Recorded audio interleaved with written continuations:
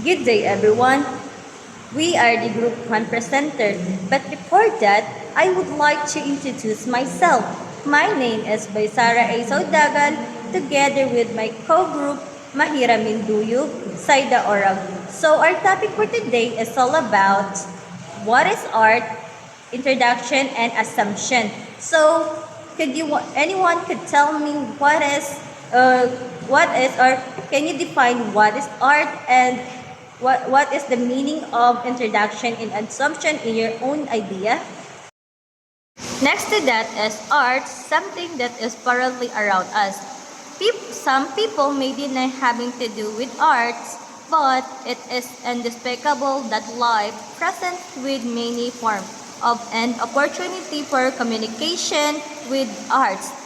Ang sining ay isang bagay na palaging nasa paligid natin. Maaring may mga tao na nagmamasid at nagsasabing wala silang kinalaman sa sining, ngunit hindi may kakailan na ang buhay ay nagbibigay sa atin ng maraming pagkakataon at ayon ng pakikipag-ugnayan sa sining sa bawat aspeto ng ating buhay mula sa musika, sayaw, pagpipinta at maging architecture at sining. Sa kalikasan, makikita natin ang mga anyo ng sining na nagiging bahagi na ng ating pang-araw-araw na buhay. Plato had a sharp foresight when he discussed in the symposium that the beauty object of any love, truly progress as one moves through life. One locates better, more beautiful objects of desire. Scott 2020. Ang tungkol sa sinabi ni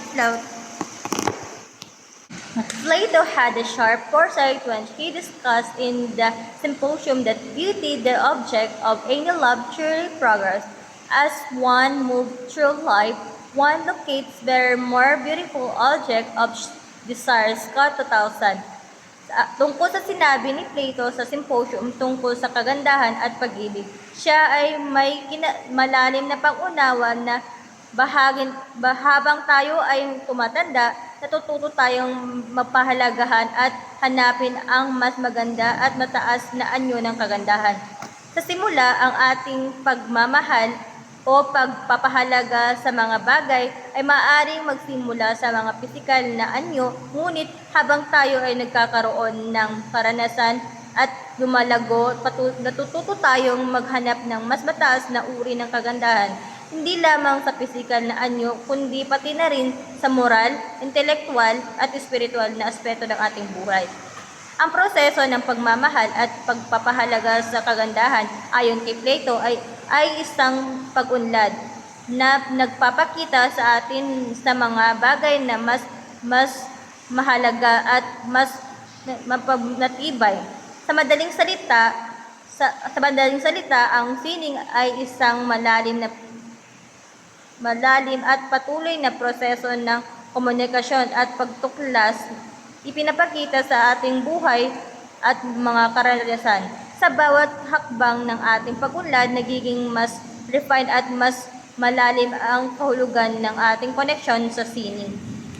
So that is assumption of art. Art is universal. Literature has proved the key works of art. Among the most popular ones being taught in school are the two Greek epic Iliad, the Odyssey, the Sanskrit pieces Mahabharata and Ramayana are also stapled in the field. This work, purportedly written before the beginning of record history, are believed to be man's attempt at the recording story and tales that have been passed on, known and sung through the year.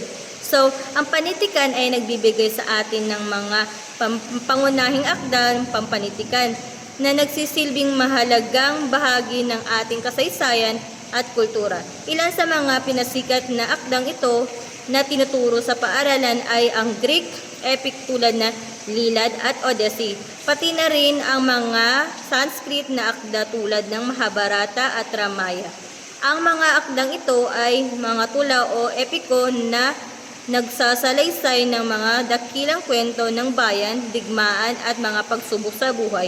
Ang mga ito ay tinuturing na nakasulat bago pa magsimula ang kasaysayan ng mga tao bilang isang naitatalang record, ngunit pinapaniwala nagsimula ito bilang mga oral na kwento na ipinapasa sa mga henerasyon.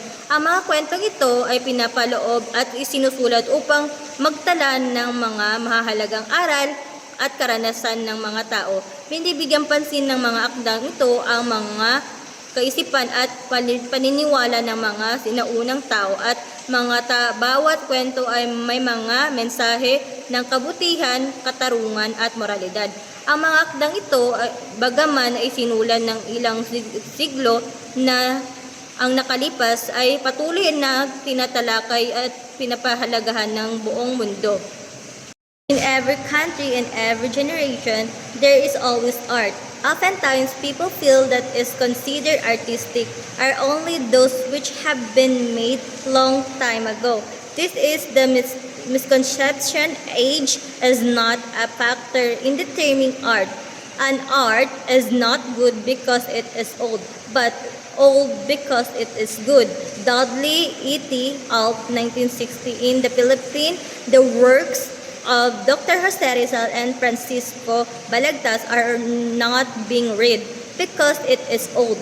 Otherwise, works Filipino who have long died would have been required in junior high school too.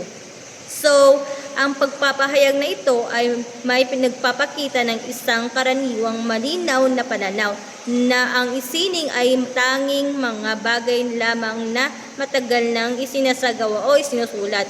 May mga tao na iniisip na ang isang akda o likha ng sining ay nagiging mahalaga at tinatangkilik lamang dahil sa edad nito.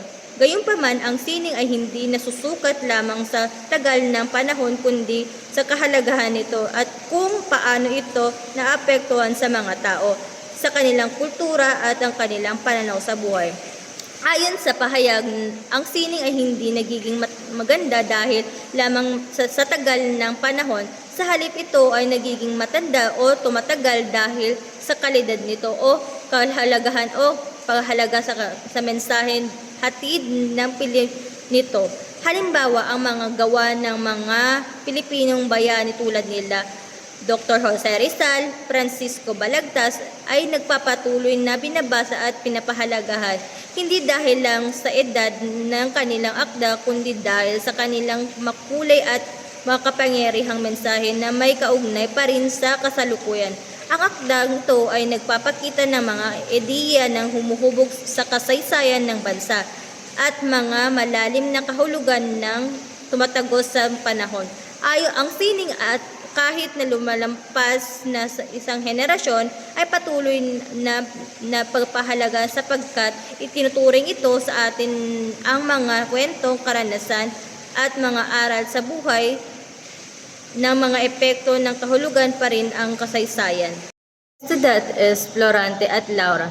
Never been failed to teach in high school student the beauty of love, one that is the universal and pure Ibong Adar na other Filipino masterpiece has always captured by imagination of the young with its timeless lesson. When we create the poem, we feel in the communication with the King David as well.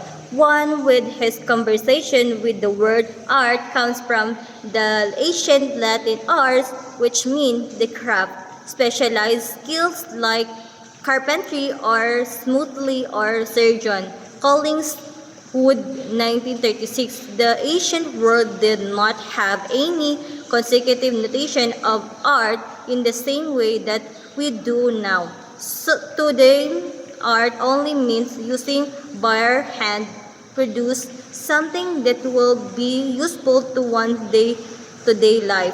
So, ang pahayag na ito ay nagpapakita ng kahalagahan ng mga sikulong akda pampanigtikan tulad ng Florante at Laura at Ibong Adarna sa pagtuturo ng mga kabataan lalo na sa mga mag-aaral ang pag-ibig at iba pang mahalagang paksa. Ang Florante at Laura ay isang akda na nagpapatuloy na ituturo sa mga mapaaralan dahil sa kagandahan ng mensahe ng pag-ibig na itinatampok dito At ang Ibong Adarna ay isang tanyag na obra ng pampanitikang Pilipinas ay nagpapaakit ng imahinasyon ng mga kabataan dahil sa mga kahamahalagang aral na dala nito tulad ng pag-asa, pagtitiis at sakripisyo.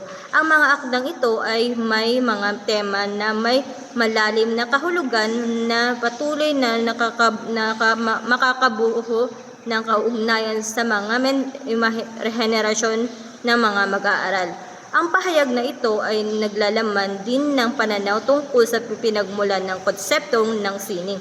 Ayon sa isang pananaw ni Collingwood 1936, ang salitang art ay nagmula sa Latin na ars, nangangahulugan ay craft o espesyal na kasanayan tulad ng paggawa ng kahoy, pagpapanday o kahit na operasyon sa medisina noong sinaunang panahon. Ang konsepto ng sining ay hindi kasing lawak, kasing komprehensibo ng pagtingin natin sa sining. Ngayon, para sa mga tao sa sinaunang panahon, ang sining ay tumutukoy lamang sa paggamit ng kamay upang makalikha ng mga bagay na may gamit at mapakinabangan sa pang-araw-araw nating kabuhayan. Ars, in the medieval Latin, came from, it means something different. It means any special form of book learning such as grammar or logic, magic, or astrology. Collins, 1936.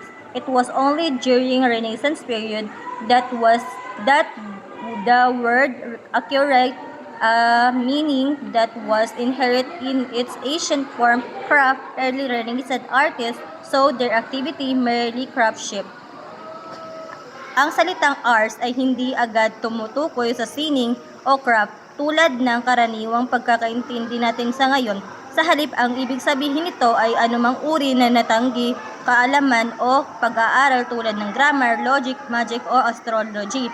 Ito ay isang konsepto na mas nakatuon sa intellectual na kasanayan o book learning, kung saan ang mga tao ay nakagamit ng kaalaman sa pamamagitan ng aklat o teorya.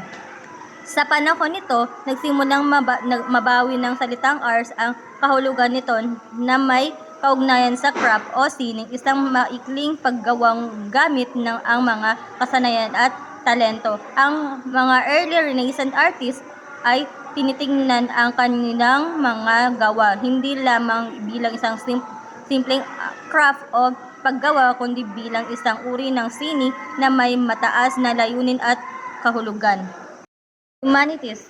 Sa iyong tanong, tinatalakay ang kahalagahan ng humanities o mga kaagham panlipunan at sining bilang isa sa mga pinakaluma at pinakamahalagang anyo ng pagpapahalaga ng nilikha ng mga tao. Ang humanities ay tumutukoy sa mga disiplina tulad ng kasaysayan, philosophy, wika, sining at panitikan na naglalayong iunawain ang kultura, karanasan at pagpapahayag ng tao. Ayon kay Dudley at iba pa, 1960s, ang mga ito ay isa sa mga pinakaluma at pinakamahalagang paraan ng pagpapahayag na pinapanganak mula sa likod ng kasaysayan ng mga tao. Ipinapakita nito na hindi lamang ang pisikal na kalusugan at kapasidad ng tao ang umunlad, kundi pati na rin ang kanilang kakayahan sa kultura na intelektual na aspect.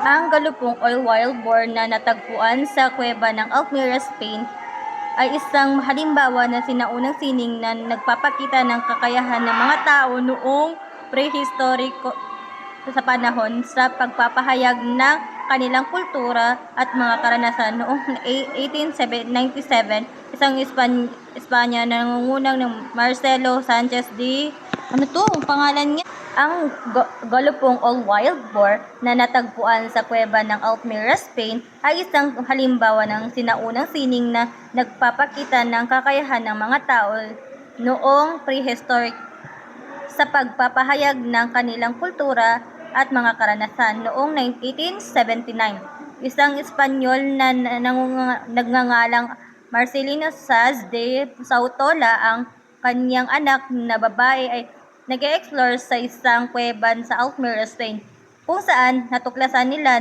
ang isang larawan na isang wild boar or baboy ramo na parang tumatakbo.